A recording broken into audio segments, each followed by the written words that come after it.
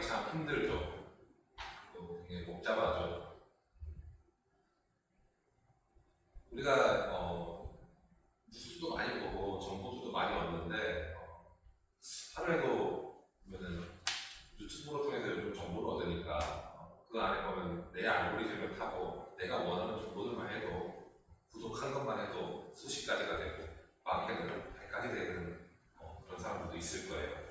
그런 정보들, 뉴스들 굉장히 많이 흘러 들어오잖아요. 우리에게 많은 소식이 들어오는데 우리는 그런 것들을 보고 항상 보고 있고 그리고 듣고 있고 판단해야 되는 그런 시대를 살아가고 있습니다.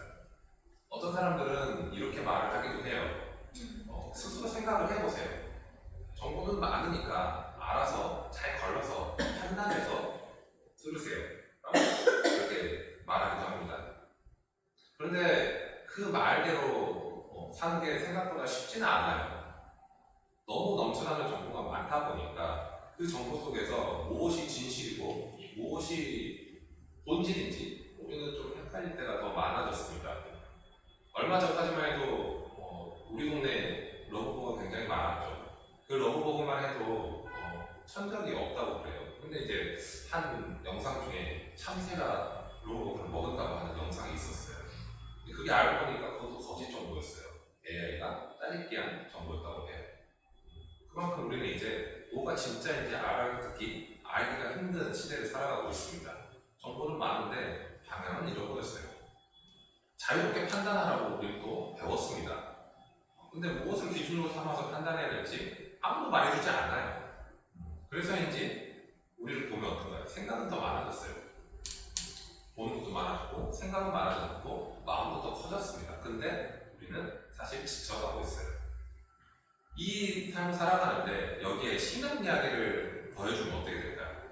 이 신앙 얘기를 다른 사람에게 꺼내거나 이야기를 나누면 어떤 사람들은 이렇게 얘기하죠. 그걸 어떻게 믿냐고, 과학적으로 증명할 수 있냐고, 증거를 내두라고 그렇게 얘기를 해요. 자, 믿음은 어느새 이 시대에 뒤처진 것처럼 여겨져요. 믿음은. 신앙은요, 증명되지 않으면 받아들이기 어렵다는 반응이 굉장히 사람들이 익숙한 반응으로 나타납니다. 특히나 요즘은 더해요. 요즘은 하나님을 믿는 것보다 하나님을 믿는 사람을 이해시키는 게 더 어렵게 느껴지는 시대예요. 자, 한편에서는 모든 것을 스스로 판단하라고 합니다. 잘 걸러서 들으라고 판단하라고 해요. 가르칩니다. 또 다른 한편에서는 어떤 질문들은 아예 꺼내지도 못하게 하기도 해요. 그런 분위기들이 있어요.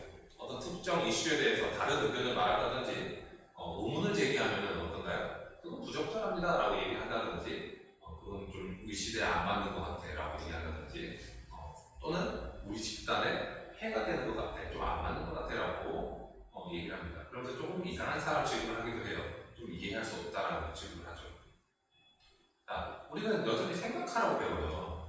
그죠? 잘 생각하라고 하고 잘 분별하라고 배웁니다. 근데 사실은 어떤 틀 안에서 생각하라는 메시지를 받으면서 살아요. 사실 질문을 할 수 있는 자유가 보장된 것처럼 여겨지기는 해요. 근데 어떤 질문들은 너무 조용하고 너무 빨리 무시당하기도 합니다.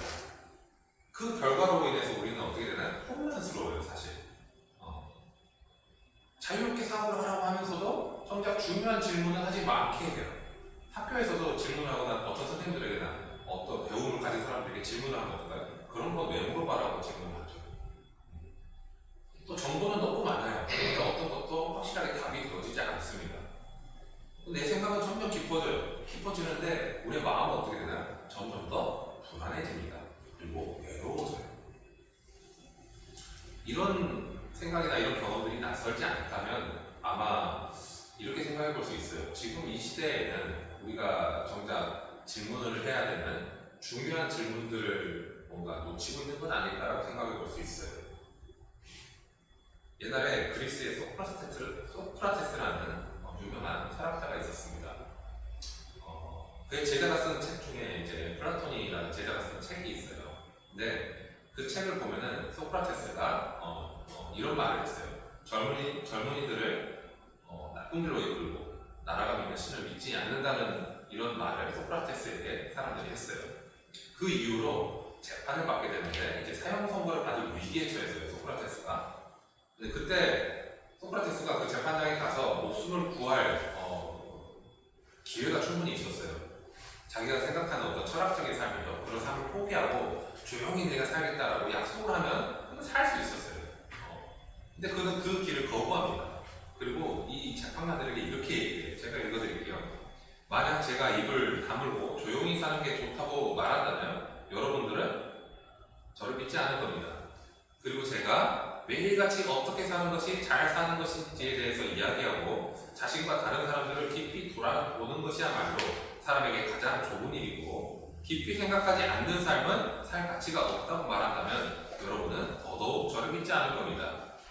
그런데 사실 바로 그렇습니다. 라고 얘기를 해요. 자, 이 말은 소크라테스의 이 말은 무슨 말인가요? 자신의 삶을 돌아보고 무엇이 옳고 그른지 또 무엇이 좋고 나쁜지를 깊이 생각하지 않는 삶은 진정한 사람이 아니다. 그런 삶이 아니다라고 얘기하는 거죠. 그리고 자기가 그렇게 얘기할 수가 없다는 건 당신들이 알지 않냐라는 거예요. 그런 일을 멈출 생각이 없다는 거죠.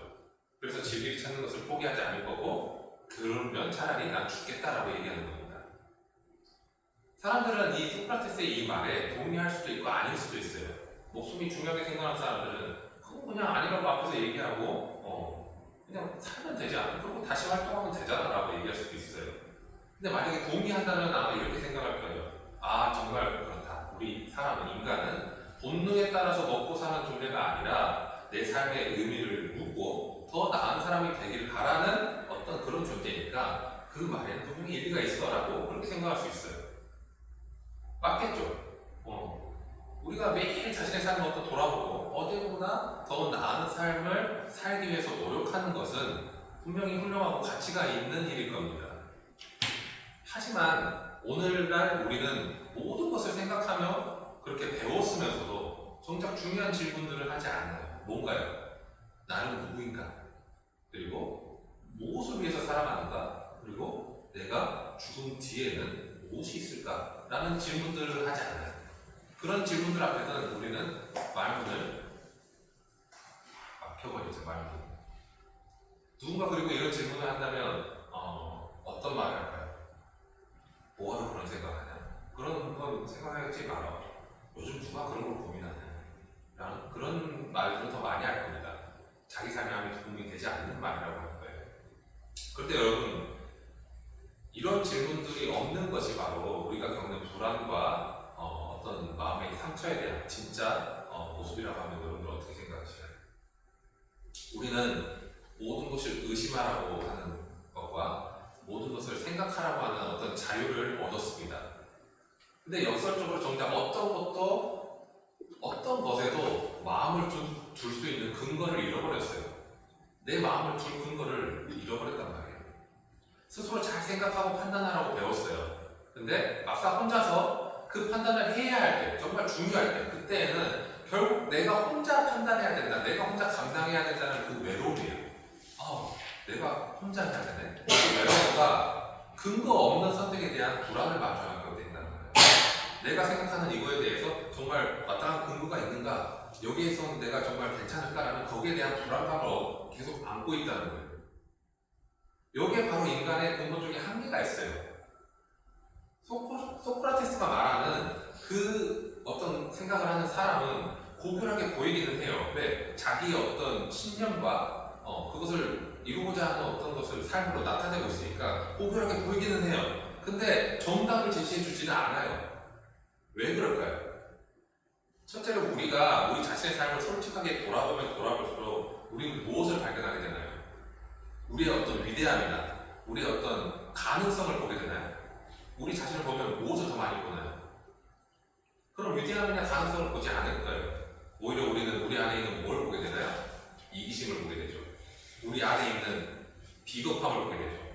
그리고 우리가 은근히 하는 거짓말들을 보게 되는 거예요. 그리고 잘 안 고쳐져요. 정말 고쳐지지 않는 인간의 그 자기의 약점이죠. 약점을 더욱더 분명하게 발견하게 될 뿐이에요. 자, 소크라테스는 사람이 가진 문제를 찾는 데는 뛰어났어요. 인간이 이런 문제가 있다 라는 거는 잘 찾습니다. 근데 그 문제를 고쳐줄 약을 주지는 못했어요. 근데 사람들에 대해서 어떤 지식에 대해서 무지함에 대해서 지적을 하긴 했지만 올바른 길을 제시하지는 못했다는 거예요. 근데 자신을 돌아보는 것은 우리가 문제가 있다, 나에게 어떤 문제가 있다는 것을 알려주기는 해요. 근데 그 문제 해결책을 주지는 못해요. 자, 그리고 두 번째로 이 길, 소크라테스가 제시하는 이 길은 결국에는 우리 자신의 힘, 내 자신의 힘과 의지에 의존할 수밖에 없어요. 끊임없이 내가 자신을 돌아보고 생각하는 것은 굉장히 힘들어요. 정신적으로 굉장히 에너지를 소모합니다.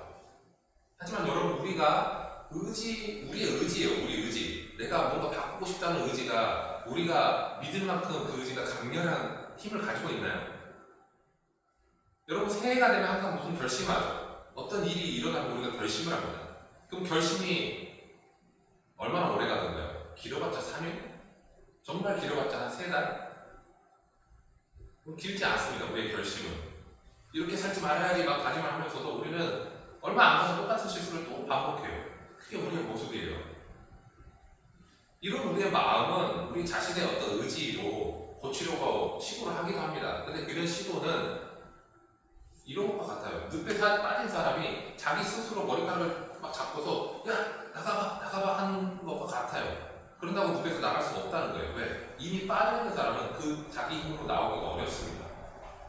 그렇게 발붙인다 해서 나올 수가 없는 것과 같아요. 자, 소크라테스는 자기 신념을 위해서 용감하게 죽음을 맞이할 수 있습니다. 하지만 이 죽음의 문제를 해결하지 못한다는 거예요. 진짜 이 인간의 궁극적인 문제예요. 노력은 해볼 수 있어요. 하지만 이 노력으로 인해서 해결할 수가 없습니다. 그렇다면 인간의 이런 가장 위대한 지혜자라고 할 수 있는 소크라테스도 다다른 것이 나는 어떤 문제가 있는 것 같다. 인간들은 어떤 문제가 있는 것 같다라고 하지만 그것은 해결할 수 없다라는 어떤 절망의 위치에 있다면 그럼 우리는 답을 어디서 찾아야 될까? 노력해서 안 된다면, 내 의지로 해서 안 된다면, 고글에 보일 수 있겠지만 그것이 답이 아니라면 우리는 어디서 답을 찾아야 할까요? 인간의 지성이 멈춰있는 그 자리에서 성경은 전혀 다른 이야기를 해요. 우리가 문제를 안다고 해서 해결되는 것이 아니라는 거예요. 문제를 정확하게 진단하고 외부에서 오는 어떤 은혜가 있어야만 해결될 수 있다라고 말씀해요. 성경은 우리의 문제를 우리가 모르기 때문에 문제다라고 하는 것이 아니라 우리를 만드신 하나님과의 관계가 깨어진 죄라고 진단을 해야 됩니다. 그런데 문제는 사람들이 이런 죄의 문제나 예수님에 대한 이야기를 받아들이기 어려워한다는 게 문제예요. 정확하게 진단을 해줘도 그 진단을 받아들이기 어려워한다는 거예요. 병원에 가서 진단을 해도 다른 병원 가고 또 다른 병원 가보죠. 왜 그럴까요? 그게 안 믿어지니까 그래요. 안 믿어집니다. 성경의 가르침, 특히 예수님에 대한 이야기를 받아들이기 어려워하는 데에는 여러 가지 겉으로 드러나는 이유들이 있습니다. 어떤 분들은 과학적인 생각과 맞지 않는다고 생각을 해요. 특히나 한 인간이 처녀에게서 태어났다? 이거 못 믿겠다는 거죠. 또 죽은 사람이 다시 살아났다? 이거는 과학적으로 증명이 안 돼요. 오병이어 사건이요? 이거는 질량 보존의 법칙하고 어긋나는 거예요. 어떻게 이게 무한대로 막 이렇게 늘어나요? 정해져 있는 질량. 이건 과학적으로 믿을 수가 없다고 얘기합니다. 또 어떤 분들은 세상의 고통을 보면서 힘들어해요. 왜? 선하신 하나님이라고 당신들이 얘기하는 그 하나님이라면은 그러면은 왜 세상에 저렇게 고통이 여전히 많이 나냐? 특히나 나의 고통. 내 고통이 아니더라도 내가 바라보는 저 사람들의 고통은 어떻게 설명을 해야 되냐? 선하신 분이라면 저런 게 없어야 되지 않겠냐? 라고 얘기했대요. 윤리적인 문제도 있어요. 구약성에 나오는 폭력적인 이야기들, 진멸하라 막 이런 것들. 오늘날의 어떤 가치관과는 맞지 않는 것처럼 보이는 그런 말씀들이 있죠. 그 말씀들 앞에서 마음이 다치기도 해요. 저건 내 가치관과 안 맞는 것 같아. 진멸하라, 아이까지 다 죽이고, 짐승까지 다 죽여라. 저건 나는 좀 아닌 것 같아. 그래서 마음을 닫아버리죠. 이런 부류의 질문들은 굉장히 중요한 질문들이에요. 진지하게 다뤄야 될 질문들이죠. 근데 이것들에 대해서 분명히 성경은 답을 피하지 않습니다. 외면하지 않아요. 다 답을 해줍니다. 지난 세월 동안, 지난 기독교가 나타난 다음에 2000년 이 세월 동안 수많은 신학자들과 학자들이 이 문제에 대해서 씨름하면서 답을 다 제시해 줬어요. 오늘은 제가 그 답을 제시해 드리고자 하는 건 아닙니다. 오늘 제가 말씀드리고 싶은 거는 그런 겉으로 드러나는 이유들 너머에 있는 문제를 좀 말씀드리고 싶어요. 미국에 팀 켈러라는 목사님이 계셨습니다. 근데 그분이 이제 지금은 안 계세요. 소천하셨어요. 이 팀 켈러 목사님은 책을 쓰셨는데 센터 처치라는 책을 쓰셨어요. 근데 그 책을 보면은 인간의 문제에 대한 핵심을 한 가지로 요약해서 이렇게 집중해서 얘기해 줍니다. 그게 우상의 문제라고 얘기해요. 여기서 우상은 고대 사회에서 나타났던 어떤 나무나 돌이나 하늘이나 별이나 이런 걸 얘기하는 게 아니에요. 보여진 어떤 형상을 얘기하는 게 아니라 성경에서 말하는 우상은 하나님이 아닌 다른 것에 자신의 가장 큰 소망과 안정감과 그리고 자신의 어떤 사람인지를 가치관을 주는 모든 것을 얘기해요. 우상이라는 것은. 그게 지금 시대에는 돈일 수도 있겠죠. 그리고 지금 시대에는 내가 바라는 어떤 성공일 수도 있어요. 그리고 사람들의 인정일 수도 있어요. 아니면 나 자신을 보면은 내 자신의 어떤 지식, 이성이나 내 마음대로 하고 싶은 마음일 수도 있어요.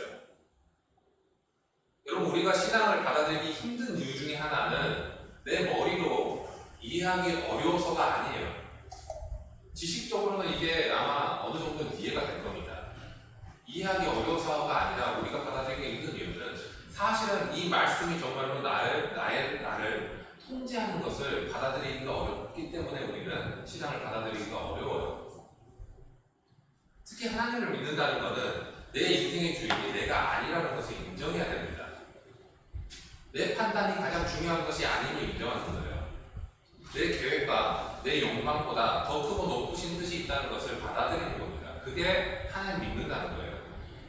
근데 이 부분이 가장 사람에게 중요한 두려움으로 다가온다는 거예요. 이 부분이. 사실 우리는 그러니까 살아가면서 어렸을 때부터 그동안 뭘 배우나요? 너 마음대로 해봐. 세상에서 너의 꿈을 펼쳐라. 그런 자유에 대해서 우리는 받아들이도록 훈련을 받았습니다. 그런 가치관들을 다 받았어요. 그리고 이 훈련의 메시지 중에 하나는 네 인생은 네 거야. 그러니까 너 마음대로 할 수 있어. 라는 가치관이 들어있어요. 메시지가. 근데 이 부분에 대해서 어거스틴은 이렇게 얘기를 해요. 주님, 당신은 당신을 향하도록 우리를 지으셨기에 우리의 마음은 당신 안에서 안식을 잡기까지는 평안이 없나이다 라고 이렇게 얘기를 해요. 이 말은 뭔가요? 우리가 하나님이 아니라 다른 것에 우리의 마음에 가장 중요한 자리를 내어줄 때 그때 절대로 평안이나 만족을 얻을 수 없다는 얘기입니다. 만약에 성공으로 우상을 삼으면 어떻게 될까요? 우리는 성공하지 못하면 항상 불안하게 돼요. 그러지 못할까봐 불안하죠. 그리고 작은 실패, 거기로 다가가는데 어느 작은 걸림돌이나 실패가 있을 때 그때 내 존재가 무너지는 것 같은 경험을 하게 됩니다. 절망감을 느낀다는 거예요. 또 다른 사람들의 인정을 우상으로 삼으면 어떻게 될까요? 다른 사람들의 시선은 하나하나에 얽매여서 내 자유를 잃어버립니다. 그 사람들의 말과 시선에 항상 매여 있어요. 그래서 그 사람들의 말 한마디 한마디, 비판 한마디에 상처를 깊이 받습니다. 그리고 거기에 좌절하게 돼요. 마찬가지로 나의 이성적인 어떤 판단과 지식과 내 마음대로 하고 싶은 마음이 우상으로 삼으면 어떻게 될까요? 그러면 하나님을 믿는다고 하지만 이 하나님을 내 이해의 틀 안에 가두려고 해요. 내가 이해할 수 있는 부분, 내가 아는 부분까지만 믿는다는 거예요. 그 하나님을 그 안에 가둔다는 거죠. 그리고 내가 이해할 수 있고 통제할 수 있는, 내가 논리적으로 이해가 가능한 하나님만 받아들이려고 해요. 하지만 여러분, 이렇게 생각을 해보세요. 만약 우리가 완벽하게 이해할 수 있는 신이라면, 내 논리적으로 이해가 가능하고 그렇게 받아들일 수 있는 신이라면 그 신은 과연 우리보다 위대하며 예배할 만한 가치가 있는 신이라고 말할 수 있을까요? 아마 없을 거예요. 그러면 그 신은 이름만 신이죠. 이름만 신이고 나와 똑같은 존재예요. 그렇게 되면. 왜? 내가 논리적으로 이해가 가능하니까. 결국 믿음의 문제는 뭘까요? 결국 선택의 문제와 같다고 할 수 있습니다. 선택의 문제. 내 삶의 운전대를 내가 계속 잡고 있을 것인지, 아니면 나보다 더 지혜롭고 선하신 분에게 이 운전대를 기꺼이 내어드릴 것인지에 대한 문제예요. 우리는 이 질문 앞에서 망설이고 있는 경우가 많아요. 왜? 이 운전대를 주면은 내가 망할 것 같거든요. 내가 없어질 것 같거든요. 그래서 바로 이 믿음의 문턱 앞에서 우리가 느끼는 불편함과 그리고 저항감이 진짜 모습이라고 할 수 있습니다. 자, 오늘 우리는 이 부분에 대해서 오늘 성경의 한 인물을 통해서 이 믿음의 씨름이 얼마나 자연스럽게 나타나고 있는지, 그리고 이 씨름 속에서 하나님이 어떻게 우리를 만나주시는지에 대해서 한번 보고자 합니다. 오늘 우리는 이 감옥에 갇힌 세례 요한에 대해서 보고자 해요. 그는 지금 무엇을 하고 있나요? 의심하고 있습니다. 이 의심을 통해서 우리 모습을 좀 발견해 봤으면 좋겠어요. 그리고 그 이 요한에게 주어졌던 예수님의 대답 속에서 복음의 진정한 해결책을 찾기를 바랍니다. 궁극적으로 진짜 참된 믿음은 우리의 노력으로 쟁취하는 것이 아니라 그리스도 안에서 주어지는 선물이고, 그 선물 안에서 우리의 정체성이 어떻게 새롭게 되는지를 발견하게 될 겁니다. 자, 오늘 본문에는 이 기독교 신학에서 굉장히 중요한 진실이 하나 담겨 있어요. 그것은 뭐냐면은 가장 위대한 믿음의 소유자처럼 보이는 그 사람의 인생의 가장 어두운 순간에도 이 믿음이 흔들릴 수 있다는 사실이에요. 그리고 바로 그 순간에 하나님께서 어떻게 응답을 해주시는지에 대한 이야기입니다. 오늘 보면 2절과 3절을 한번 다시 한번 볼게요. 2절과 3절. 자, 요한이 옥에서 그리스도께서 하신 일을 듣고 제자들을 보내어 예수께 여짜오되 오실 그이가 당신이오니이까 우리가 다른 일을 기다리오니이까 라고 얘기를 합니다. 자, 이 질문이요, 요한이 가진 이 질문의 무게를 우리가 좀 더 제대로 느껴보기 위해서는 우리가 잠시 이 세례 요한의 상황 속으로 들어가 봐야 됩니다. 요한은 지금 어디에 있나요? 감옥에 있습니다. 헬라어 원문에는 이 감옥이라는 단어가 단순한 감옥이 아니라 이 느낌이 어떤 뉘앙스냐면은 사슬에 묶인 죄수들이 굉장히 깊고 어두운 그 차가운 돌 파서 만든 이 지하 감옥을 얘기해요. 그 지하 감옥에 지금 묶여서 갇혀 있는 겁니다. 세례 요한의 정체성은 뭔가요? 세례 요한, 광야에서 외치는 자의 소리라고 하는 그런 역할을 하는 사람이에요. 탁 트인 광야에서 거침없이 진리를 선포하고 외쳤던 그가 이제는 어디에 들어가 있나요? 한 줄기 빛도 들어가지 않는 차가운 그 돌 속에, 침묵 속에 갇혀버린 겁니다. 그랬던 그에게 기대는 무엇이 있었을까요? 이제 갇혀있는 그에게. 이제 구약의 예언에 따라서 메시아가 오시면 이제 도끼가 나무 뿌리에 놓인 것처럼 즉각적으로 막 심판이 일어나고, 이제 알곡과 쭉정이를 막 걸려내고 그런 정의로운 혁명이 일어날 것이라고 믿었겠죠. 아, 이제 저분이 오셨으니까 이제 모든 것이다, 올바른 자리로 갈 것이다, 이제 심판이 임할 것이다, 이제 다 제대로 될 거야 라는 그런 기대를 가졌겠죠. 이제 불의한 통치자였던 헤롯에게 심판을 하고 의로운 자들이 해방되는 그런 세상을 기대했을 겁니다. 옥에 갇혀있음. 그랬던 그가 들은 예수님에 대한 소식은 어떤 소식이었나요? 병든 자를 고친다고 합니다. 가난한 자들과 먹고 마신다고 해요. 그 사람들과 친하다고 해요. 또 사랑과 용서를 가르친다는 그런 이야기를 듣습니다. 자, 감옥에 갇힌 요한이 보기에는 예수님의 사역은 어땠을까요? 너무나 단순해 보이죠. 그리고 더뎌 보입니다. 그리고 미약해 보여요. 심지어는 굉장히 비효율적으로 보였을 겁니다. 왜 저렇게 해야 될까요? 지금 이 나라가 이렇게 어려운 상황이 있는데 이런 생각들을 했겠죠. 정의의 왕은 어디 있습니까? 진짜 저분이 왕인가? 메시아인가? 왜 악은 여전히 승리하고 있고, 왜 나는 여기에 갇혀있고, 왜 하나님은 하나님의 자녀들을 이렇게 그냥 놔두시는가? 이런 생각들을 했겠죠. 이렇게 현실과 어떤 자기 기대에 대해서 이런 부딪힘이 그의 믿음을 뿌리부터 아마 뒤흔드는 그런 작업을 했을 겁니다. 그래 바로 이 지점에서 요한의 행동은 우리에게 방향을 제시해줘요. 지금 의심하고 있죠. 저분이 진짜 메시아인가? 저분이 정말 하나님의 아들인가? 왕인가? 이런 의심을 하고 있습니다. 근데 이 의심을 자기 생각 속에 그냥 가두지 않았어요. 방치하지 않았습니다. 어디로 가나요? 그는 행동했어요. 제자들을 부릅니다. 자기 제자들을 예수님께 보내요. 그리고 직접 질문을 합니다. 이것이 바로 예수님께서 말씀하셨던, 가르치는 원리의 실천이라고 볼 수 있어요. 예수님이 뭐라고 말씀하셨나요? 구하라, 그리하면 너에게 주실 것이요. 찾으라, 그리하면 찾아낼 것이요. 문을 두드리라, 그리하면 너에게 열릴 것이다 라고 말씀하셨던 이 말씀의 실천이라고 할 수 있어요.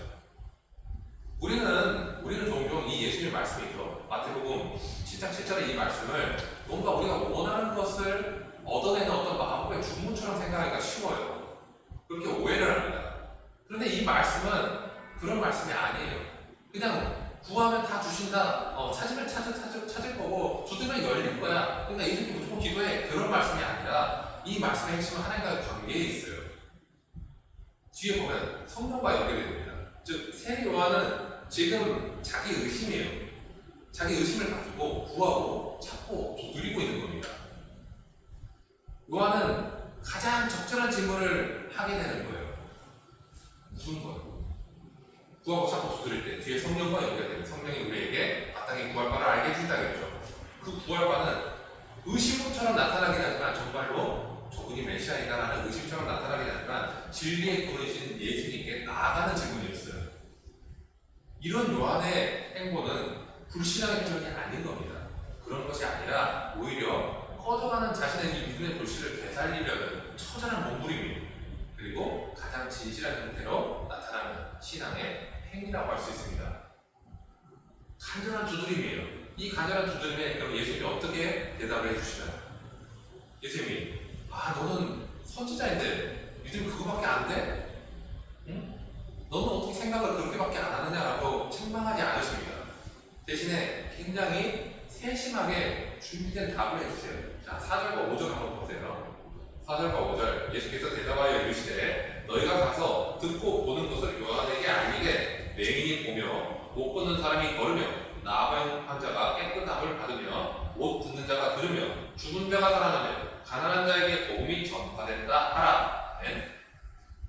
자, 예수님은 우리가 이게 얼핏 보기에는 그냥 자신이 하는 사역을 그냥 말씀하시는 것 같죠. 나 이런 일을 했어 라고 하는 것 같아요. 근데 이 말씀은 그런 말씀이 아니에요.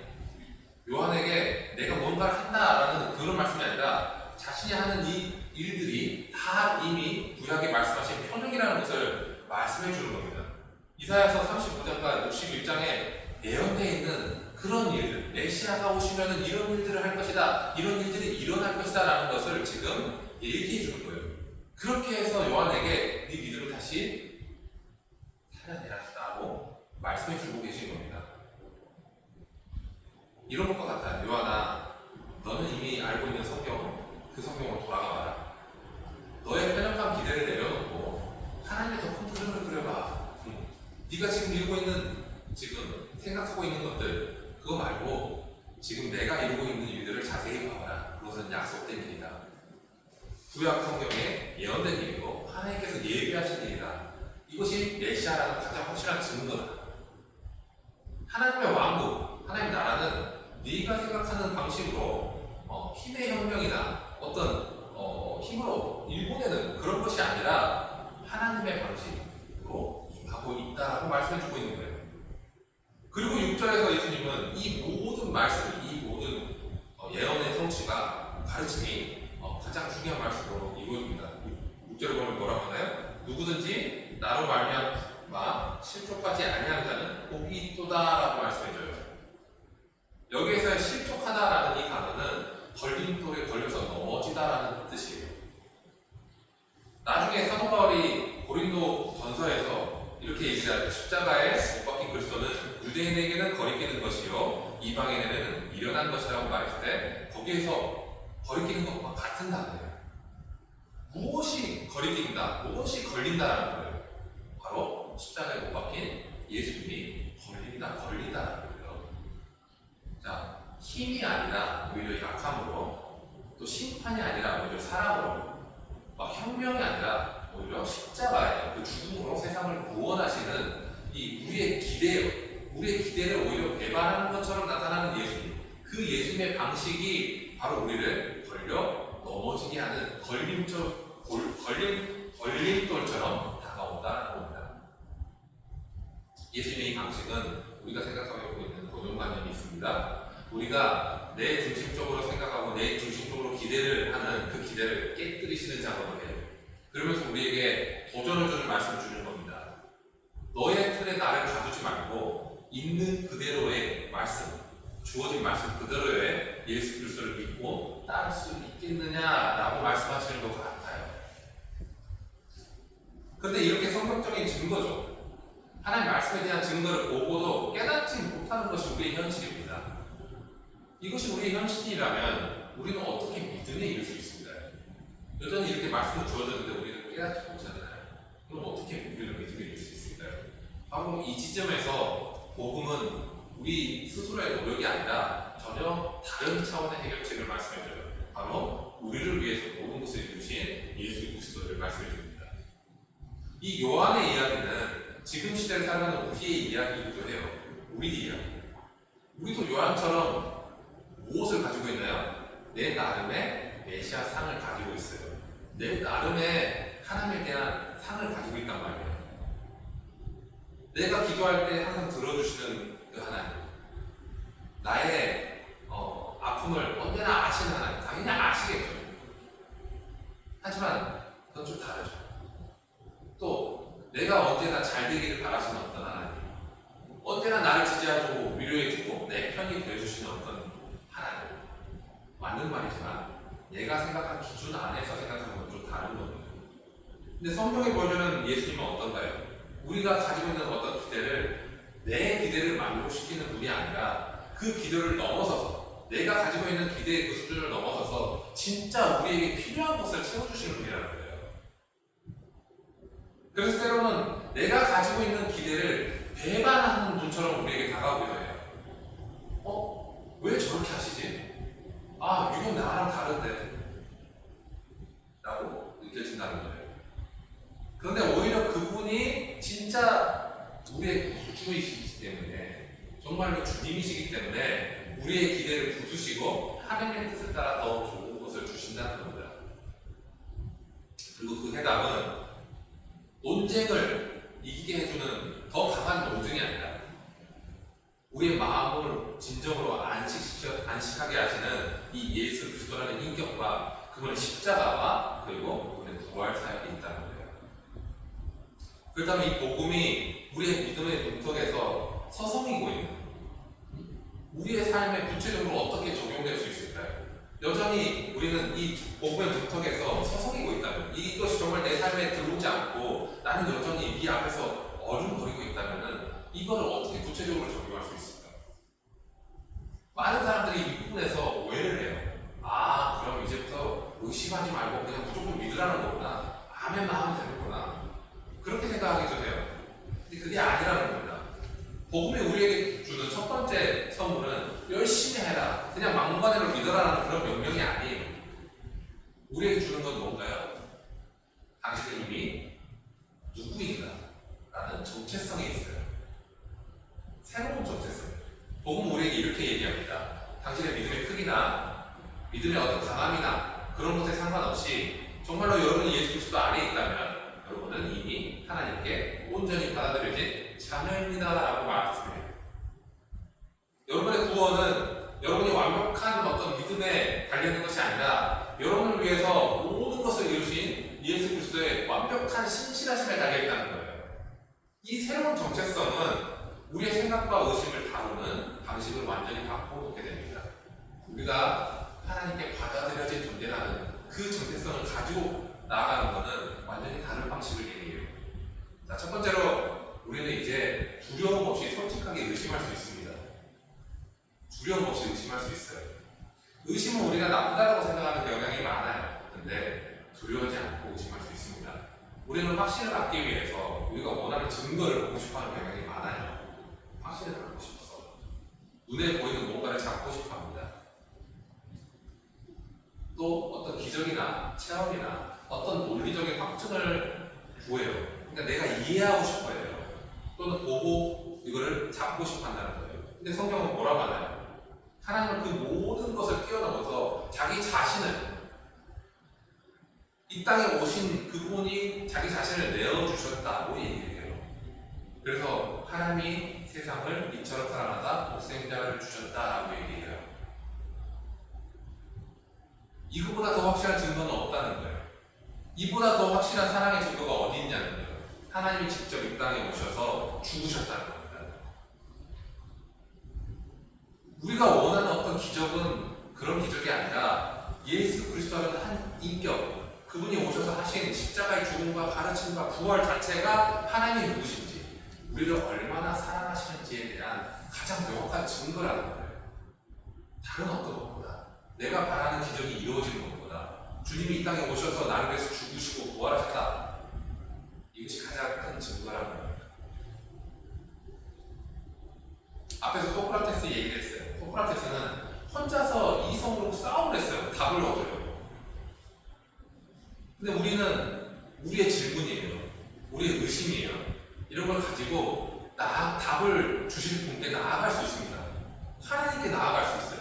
우리의 믿음이 흔들릴 때 그걸 숨기지 않아도 돼요. 이제 하나님께 나아가서 답을 구하면 됩니다. 더 이상 내 믿음이 약하다고 죄책감 들지 않아도 돼요. 왜요?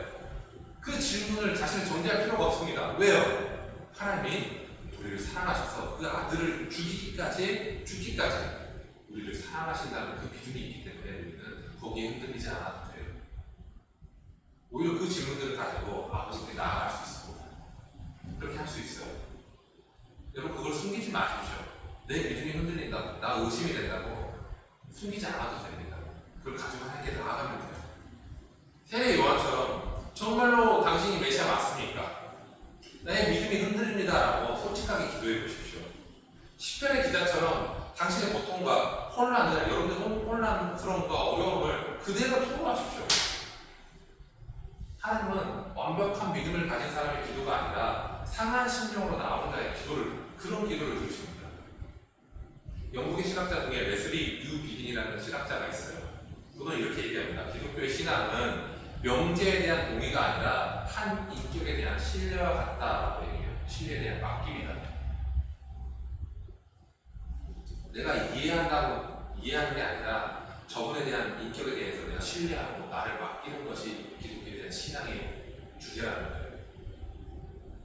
우리는 역사에 대해서 어떻게 접근하나요? 역사학자들이 과거에 어떤 기록한 문서들이나 어떤 역사 인물들을 해석한 것을 우리는 신뢰를 하는. 왜? 역사학자가 그것을 해석한 것에 대해서 그것의 권위를 느끼고 그것을 신뢰를 해요. 또 어떤 이론들을 과학자들이 발표를 하면 그 사람들이 가진 어떤 권위에 대해서 믿음을 가지고 일정 수준으로 신뢰하면서 살아갑니다. 우리는 그렇게 살아가요.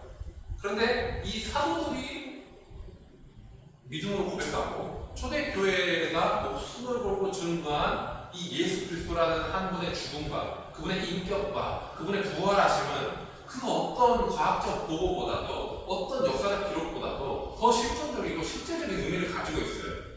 실제적인 증거니까. 그리고 그 증거의 핵심은 어디에 있나요? 예수 그리스도의 부활하심에 있어요.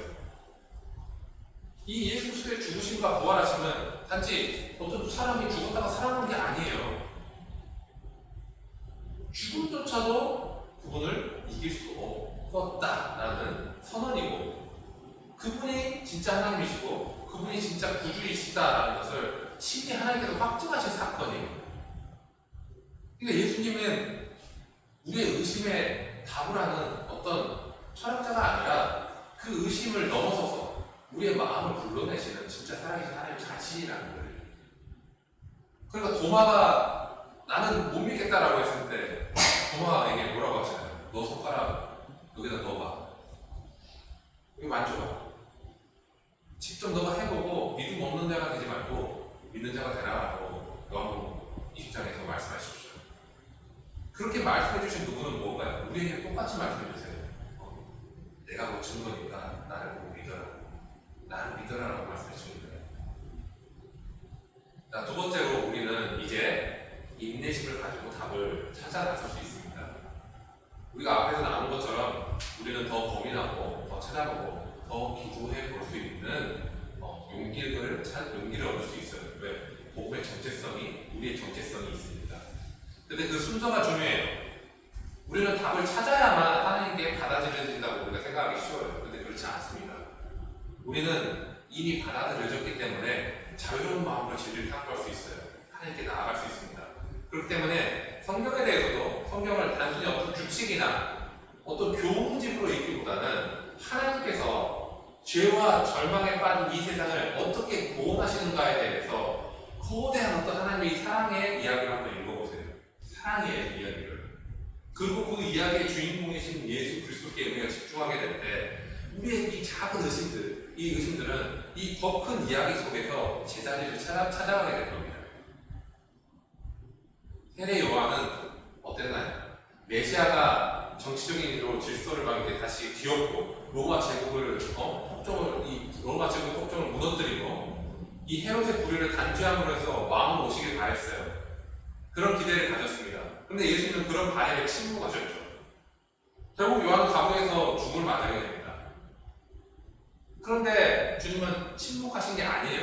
예수님은 더 깊고 더 본질적인 그 사슬이 있어요. 우리를 묶고 있는 죄와 사망의 이 권세를 무너뜨리는 왕으로 오셨습니다. 주님의 이 통치는 권력으로 사람을 짓누르는 이런 통치가 아니라 자신을 오히려 낮추시고 십자가에 달리심으로 인해서 백성을 구원하는 통치예요. 우리가 생각하는 그런 것과 좀 다르죠. 세상의 왕, 세상의 지도자들은 우리에게 뭘 하라고 외치나요? 세상을 위해서 너희가 나를 위해서 죽어라. 세상을 위해서 너희가 나를 위해서 희생해라라고 얘기해요. 근데 예수님은 내가 너희를 위해서 죽겠다라고 말씀하십니다. 십자가를 위해서 예수님은 세상의 어떤 통치자도 감당할 수 없는 왕의 사명을 감당하셨습니다. 그는 우리의 의심과 고통과 버려짐의 경험까지 친히 겪으셨어요. 그래서 십자가 위에서 나의 하나님 어찌하여 나를 버리셨나이까 라고 부르짖으셨죠. 하나님 아버지께 버림받는 것까지 경험을 하셨습니다. 그건 우리가 하나님 앞에서 외로움과 의심에 빠지지 않게 하기 위해서 친히 하나님으로부터 버림받음을 다 통과하신 분이에요. 그렇기 때문에 예수님은 우리가 부를 수 있는 진짜 왕이 되십니다. 우리의 고통 속에서도 의지할 수 있는 정말로 주님이 되시는 분이에요. 우리의 모든 것을 다 아신다는 거예요. 그런 주님이 이 왕 되심은 우리가 어떻게 믿을 수 있어요? 자, 세 번째, 우리는 완벽하지 않은 자유를 얻었습니다.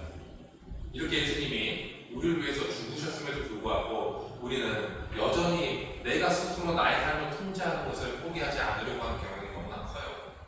이 통제권은 우리의 정체성과 우리의 안정감을 지탱해주는 것처럼 느껴집니다. 그래서 잘 포기가 안 돼요. 그런데 이 통제권이 오히려 우리의 불안과 우리의 강박을 우리가 느끼게 하는 그런 거기에 묶여있게 만드는 그런 것이라는 여러분들 믿으시나요? 실패에 대한 두려움과 사람들의 어떤 인종욕과 미래에 대한 염려들 이런 것들을 모두 내가 내 삶을 책임져야 한다는 내가 바라보는 이 거짓된 신념에서 비롯된 것이라는 여러분들이 믿어지시나요? 복음은 우리에게 이렇게 말합니다. 그 통제권을 하나님께 맡기십시오. 정말 하나님께 내 모든 것을 한번 맡겨보세요. 그러면 거기에서 진짜 자유가 시작됩니다. 예수님은 우리의 통제권을 뺏기 위해서 오신 분이 아니에요. 우리를 얽매는 거짓된 이 주인들로부터 해방시키기 위해서 오셨습니다. 예수님은 우리가 통제하려는 삶보다 더 안전한 손, 우리가 바라는 것보다 더 안전한 또 선한 계를 가지고 계세요. 우리가 기대한 것보다 더 깊은 사랑으로 우리를 품으시는 분이십니다.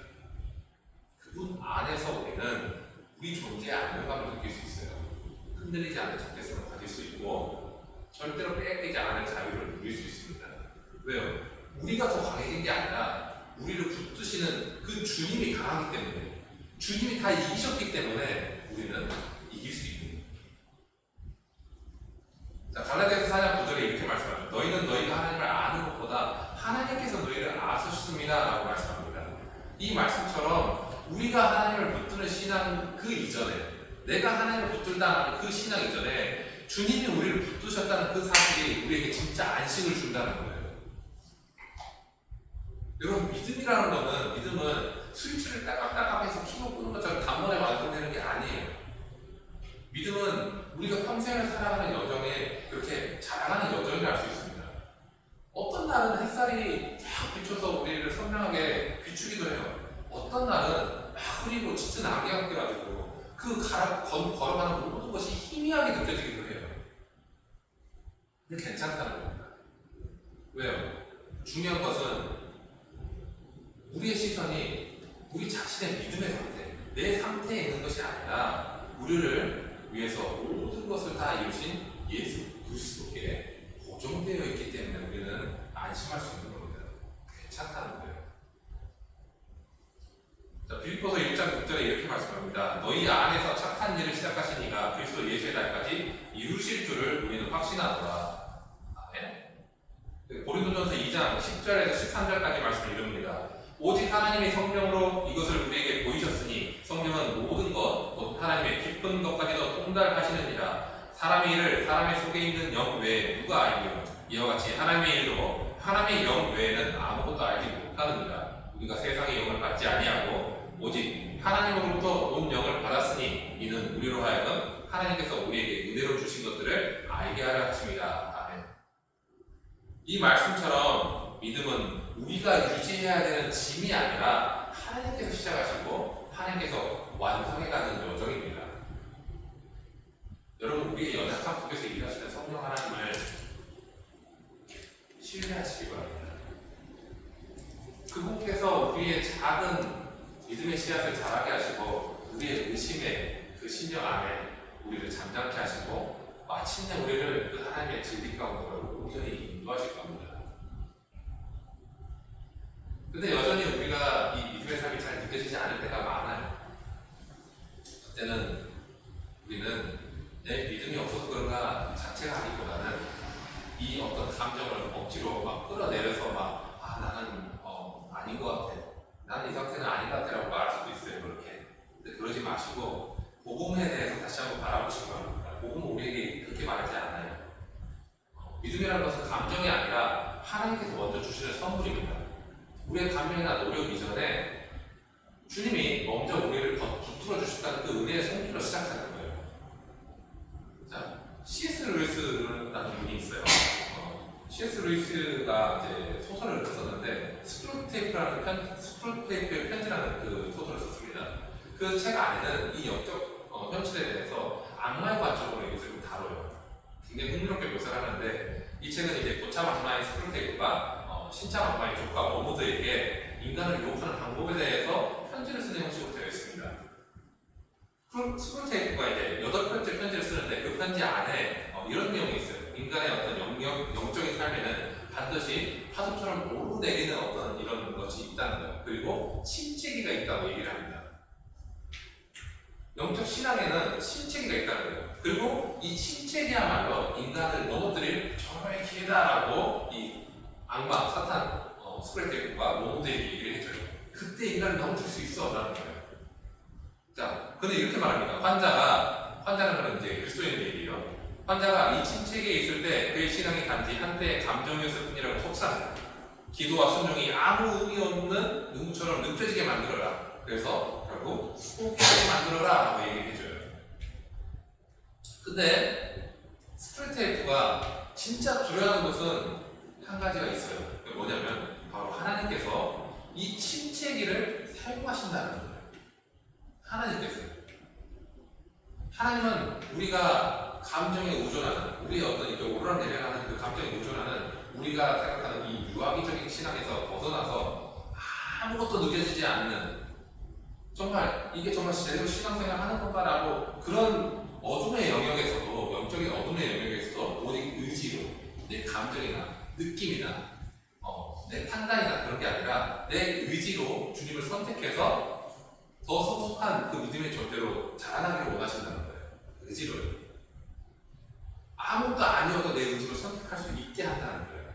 그렇기 때문에 내 감정이 느껴지지 않을 때도 아주 작은 성김이나 내가 의지로 하나님께 나아가는 그것을 통해서 믿음으로 나아갈 수 있다는 겁니다. 근데 사탄이 그걸 가장 두려워한다는 거예요.